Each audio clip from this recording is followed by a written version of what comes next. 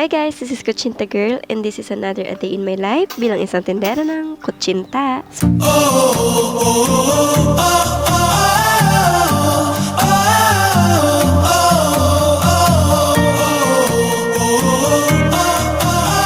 So guys, for today's vlog, medyo emote-emote tayo. Super daming realization lang today, lalo na sa pagtitinda ko. Medyo madami akong experience at madami akong natutunan. Katulad na lang kanina na parang nabigyan ko ng cold treatment yung customer. Kwento ko na rin kung bakit. Habang may pinagtatakalan ako, may isang guy na lumapit sa akin from isang bahay lang ang pagitan. Lumapit siya, nagtanong sa akin na, anong tinda mo? Medyo rude pa nga eh. Then syempre ako, kilala nyo naman ako. Ang sabi ko, kutsinta po, sapin-sapin at ube. Then sabi niya, sige, bili ako.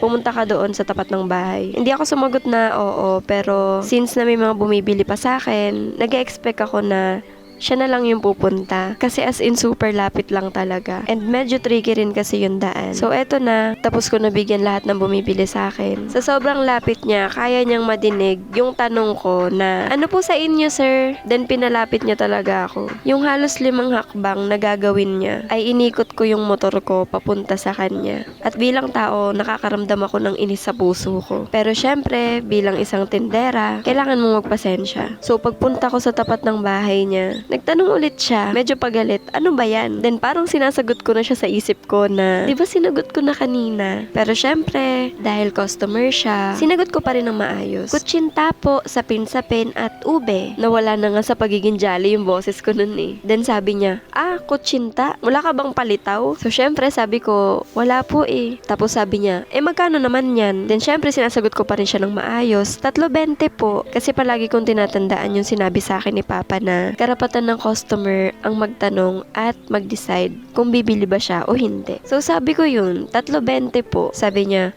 3.20? Ang mahal naman. Hindi ba 5.20? Yan lang naman ilalagay mo. Yema tsaka nyog. Magkano lang din yung mga ingredients niyan. Ang mahal mo naman binibenta. As in, napapahinga ako ng malalim. Yung tipo ko na siyang gustong sabihan na, kung ayaw nyo po, hindi ko naman po kayo pinipilit. Pero syempre, hanggat kaya naman magpasensya, magpapasensya tayo. Ayun, bumili pa rin siya, pero nagre-request talaga siya ng dagdag. Actually, mag-asawa sila ha. Sabay nila akong pinagagalitan na ang mahal daw ng paninda ko. Dapat 5.20 daw. Gusto kong ipaliwanag na hindi naman ganun kalakihan yung tubo namin dito. Humahango lang din naman ako, at yung effort mong gumising ng maagap, at dahilan kung bakit mo ginagawa yun. Hindi mo naman pwedeng ipaliwanag sa kanila. Hindi mo naman pwedeng ipaliwanag sa kanila na kumikita lang naman po ako dito kapag madami yung hinahango ko. Hindi mo pwedeng ipaliwanag na nagmahal na ang puhunan. Hindi mo pwedeng ipaliwanag na ang mahal na po ng nyog. Hindi mo pwedeng sabihin na nagmahal na ang gatas. Hindi mo pwedeng sabihin na ang mahal ng gas. Hindi mo pwedeng sabihin na ang mahal na po ng mga bayarin. At lalong-lalong hindi mo dapat sabihin yun sa taong sarado ang pag-iisip.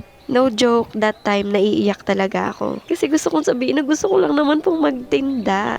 Pero bakit nagagalit kayo? Gusto kong umiyak sa harap nila. Pero hindi pwede kasi ayokong magpakita ng kahinaan. At ayun, naibigay ko sa kanila at hindi ko po iyon dinagdagan. Nagbibigay ako ng dagdag sa alam kong tao na walang anuman, sa mga estudyante na alam kong gustong bumili pero walang pambili. Doon lang po ako nagbibigay ng dagdag at minsan nga nililibre ko na lang. I realize na minsan kailangan mo ring umimik na wag isipin kung ano yung masasabi nila. Kaya sa susunod, if ever ma-encounter ko ulit sila, magsasalita na ako na wala naman pong pilitan. Kung namamahalan po kayo, kung ayaw nyo po, okay lang naman. Hindi ko naman po kayo pinipilit bumili. Natatakot kasi ako na baka ma-misinterpret ako. Hindi pa naman ako magaling sa pag-deliver ng mga word nang hindi ka ma-offend. And I realize na if ever hindi nila maintindihan pa rin yun, then ihingi na lang ako ng pasensya at aalis na lang. Dahil may mga tao talaga na kahit anong paliwanag ng side mo, kung yun yung tingin nila, hindi magbabago yun. Dito ko naalala yung sinabi sa akin ng kaibigan ko nung grade 11 na once na inusgahan ka na ng tao, wala na silang karapatan sa paliwanag mo. Medyo nakakatakot lang yung ganong action kasi hindi naman tayo nasanay na ganon eh.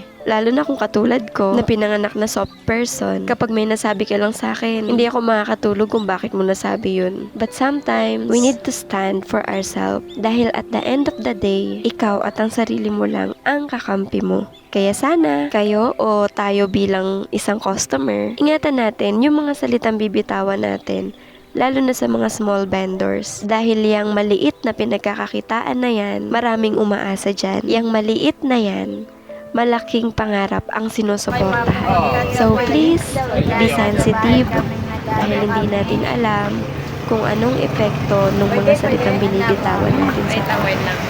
But still, I'm very grateful dahil kung sumatotal, out of 100%, 90% pa rin naman doon ay mabuting customer. Madami pa akong ikikwentong experience na kwentong vendors. Hanggang sa susunod na video. Thank you for watching. Jane!